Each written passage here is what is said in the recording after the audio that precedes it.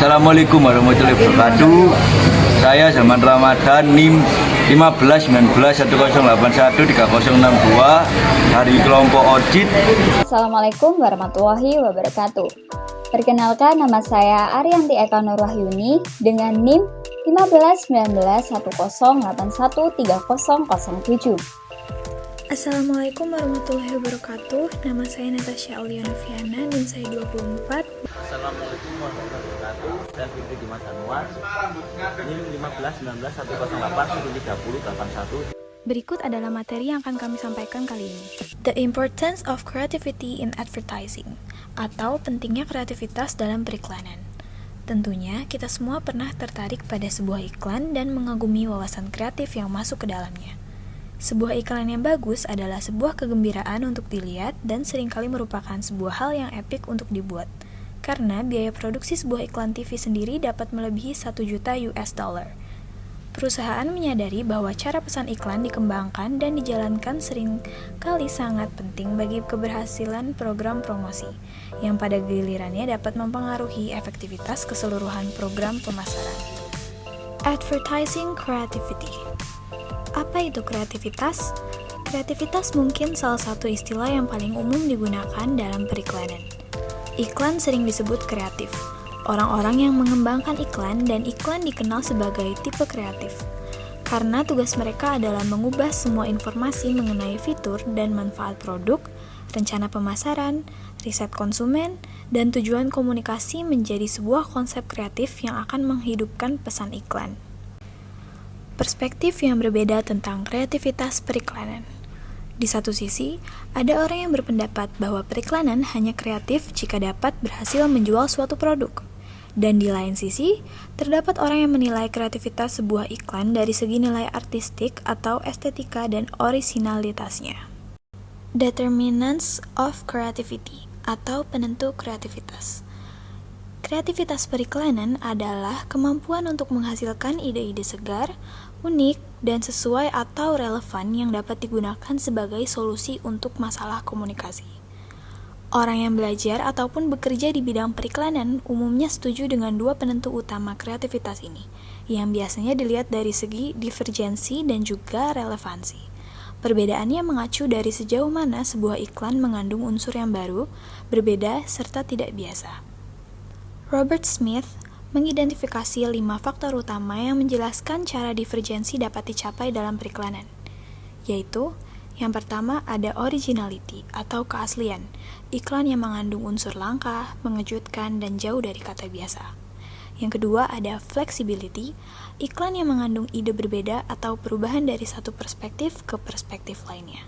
Yang ketiga ada elaboration, iklan yang berisi detail yang tidak terduga serta ide dasar yang dikembangkan menjadi jauh lebih rumit dan juga canggih. Yang keempat ada sintesis, iklan yang menghubungkan atau memadukan ide yang umumnya terkait. Dan terakhir ada artistic value, atau iklan yang mengandung nilai artistik atau bentuk dan juga warna yang menarik.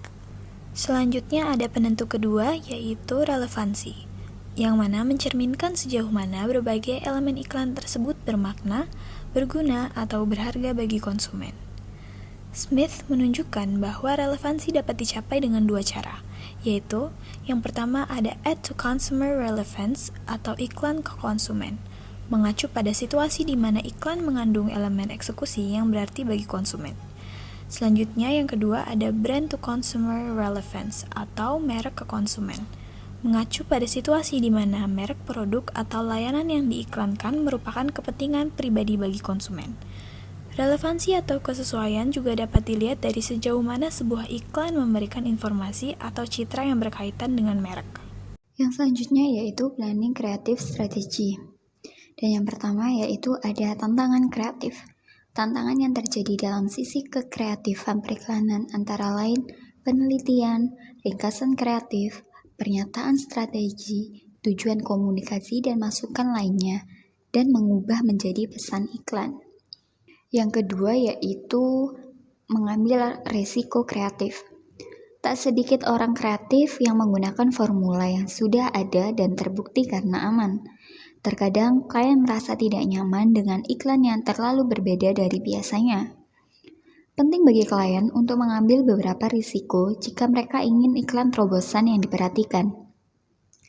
Namun, tidak semua perusahaan atau agensi setuju bahwa iklan harus berisiko untuk menjadi efektif. Banyak manajer pemasaran lebih nyaman dengan iklan yang hanya mengomunikasikan fitur dan manfaat produk atau layanan dan memberi konsumen alasan untuk membeli. Mereka melihat kampanye iklan sebagai investasi jutaan dolar yang tujuannya adalah untuk menjual produk daripada membiayai keinginan staf kreatif agensi mereka. Yang ketiga yaitu debat abadi. Periklanan kreatif versus penjualan keras. Peran jiwa periklanan terjadi secara terus-menerus antara mereka yang percaya bahwa iklan harus menggerakkan orang dan mereka yang hanya ingin memindahkan produk. Isu tentang beberapa banyak orang kreatif lintang yang harus diberikan dan berapa banyak risiko yang harus bersedia diambil oleh klien terbuka untuk diperdebatkan.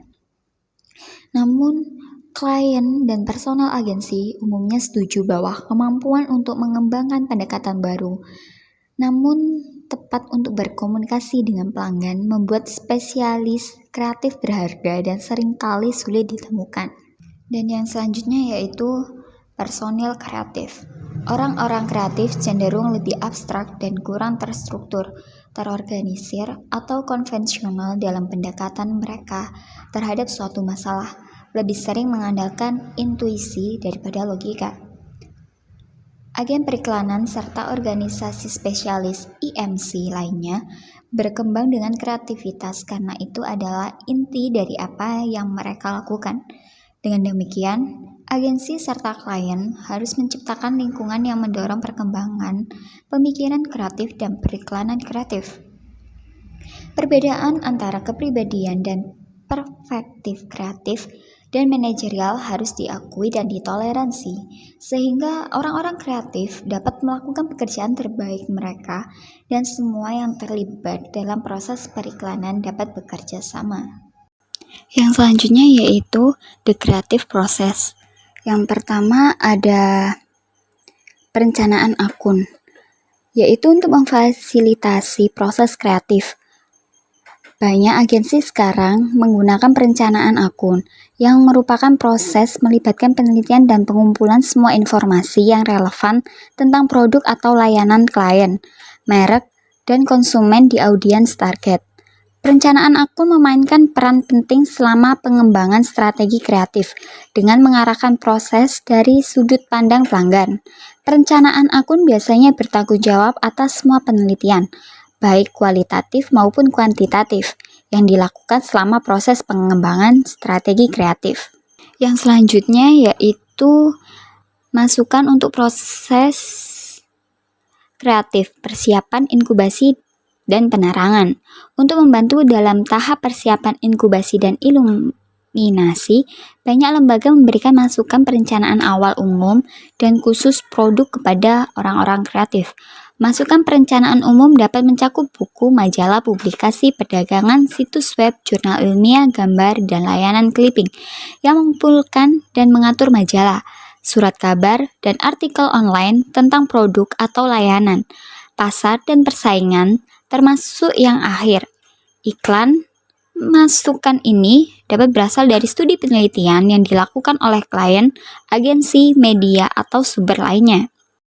Dan yang terakhir yaitu masukan untuk proses kreatif, verifikasi dan revisi.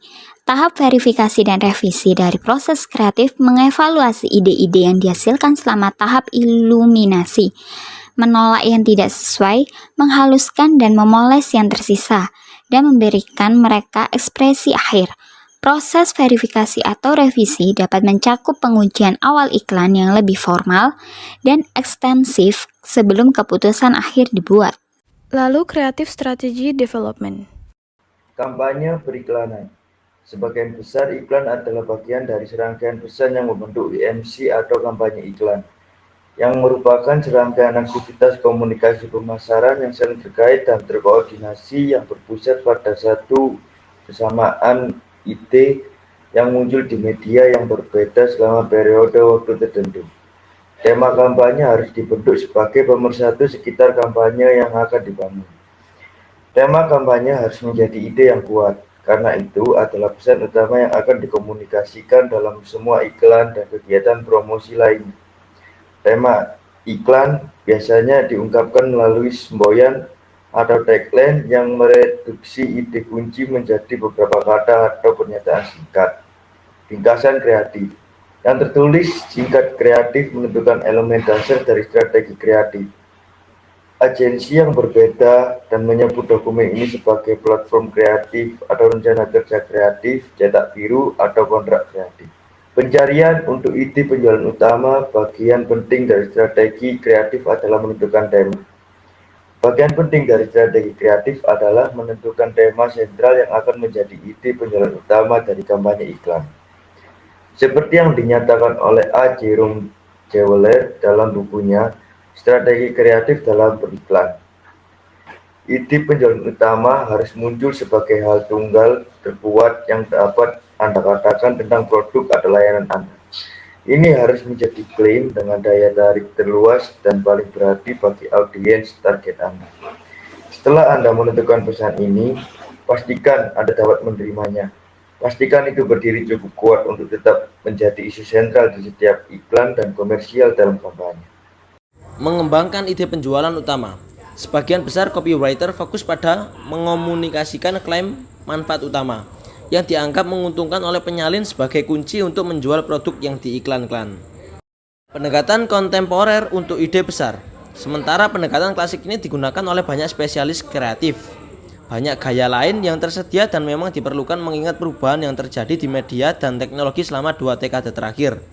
Mereka harus mengembangkan ide-ide kreatif yang dapat membedakan merek mereka dan melampaui media massa tradisional. Sekian dari kami, semoga materinya bermanfaat. Wassalamualaikum warahmatullahi wabarakatuh.